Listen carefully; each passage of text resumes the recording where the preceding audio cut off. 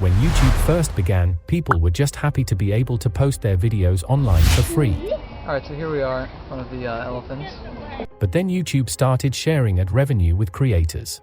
And companies started paying creators to promote their products, and suddenly being a YouTuber was an actual job. In fact, it didn't just become a job, it became the job. Countless studies have found that becoming a YouTuber is the most desired job in the world.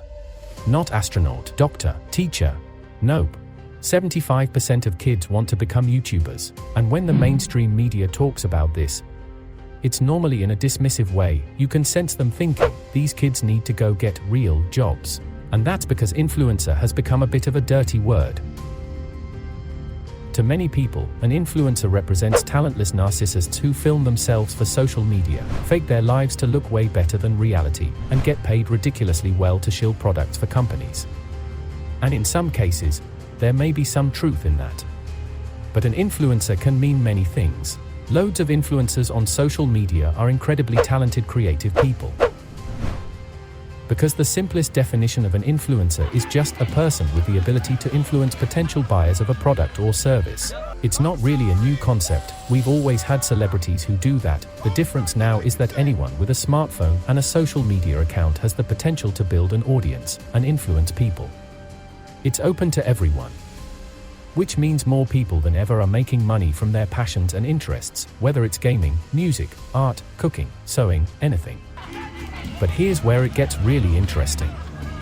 The old way of monetizing a social media audience was you make money advertising other businesses. If you're a creator, then company X comes along and pays you to advertise their product in your content. But now, content creators are starting to realize, well, what if I create my own business and advertise that instead? One of the most famous examples is MrBeast launching a burger chain that currently has over 1,000 kitchens across multiple different countries. MrBeast could have just partnered with McDonald's or Burger King and got paid a one-off sponsorship fee for promoting someone else's brand. But instead, he now keeps 100% of all future profits for himself, for life. And simultaneously, he's growing a company he's got equity in that he could potentially sell later if he wanted. Another example is that Emma Chamberlain and Stephan both launched their own coffee brands. Now at first glance, this may just seem like next-level merchandise. But it's not. These are separate standalone businesses that are simply being kickstarted by leveraging their attention on social media. Think about it. One of the biggest problems of a normal new business is that they just don't have the recognition or brand power to compete. If you started your own coffee brand right now, but you didn't have an audience to promote it to, you'd have to spend ridiculous amounts of money on marketing just to get anybody to even hear about it in the first place. And why would they care about this random new brand anyway? But if a YouTuber starts a business, they already have an established brand people love, and they already have a loyal audience to promote their products and services to, so they can get an influx of customers right from day one. Of course, this spans so much further than food and drink. We're gonna see gaming YouTubers building their own games companies. We're gonna see tech YouTubers building their own tech companies. And for channels like me in the business niche with a lot of entrepreneurs watching, I think a business-to-business software company would be an incredible fit. The possibilities are genuinely endless. But, wait a minute. I know what you might be thinking. Dude, YouTubers might be good at making videos, but that doesn't mean they can just build a business. And you're right. But they don't need to. They just need strategic partnerships with someone who can. Do you think MrBeast knew how to set up a burger chain all by himself? No, he hired a business manager to make these kind of deals, and they partnered with a company who helped set up and run MrBeast Burger. So I'm not suggesting YouTubers figure this all out themselves, I'm suggesting they partner with someone or some company to create a product or service together. Someone else can handle a lot of the logistics side, and the YouTuber can focus on the branding and marketing. For example, the YouTuber could show behind the scenes of running this new business, and incorporate the product into their content to get their audience even more connected to this new brand. And because YouTubers know their audience so well and have a relationship with them, they can think about what products and services will be best for their fans.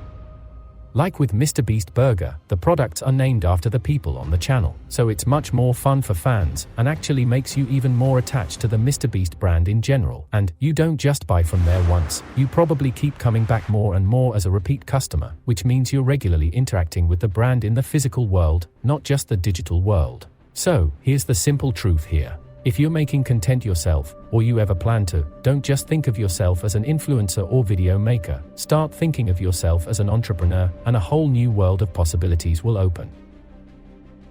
The crucial difference is that instead of doing a one-off sponsorship to promote someone else's brand, you can be building your own business that you have equity in. Thus, it can be way more profitable for you, and way better for your fans as well. Okay, time for some calculations to prove this. Let's say you create a product that costs $5 each when you produce them in bulk. You sell it for $20 each, so $15 profit per item sold. If you had 1 million subscribers, and just 2% of your audience buy it, that's 20,000 people, which equals $300,000 profit. Now let's say that the product is a recurring subscription people pay for once every month.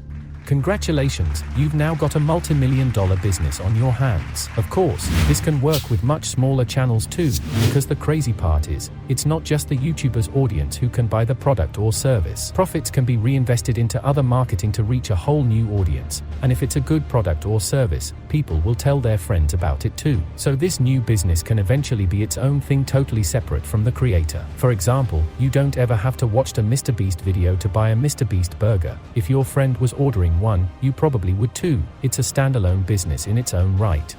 Now, even if you do partner with a company to help you launch your own products and services, I'm obviously not saying this is easy.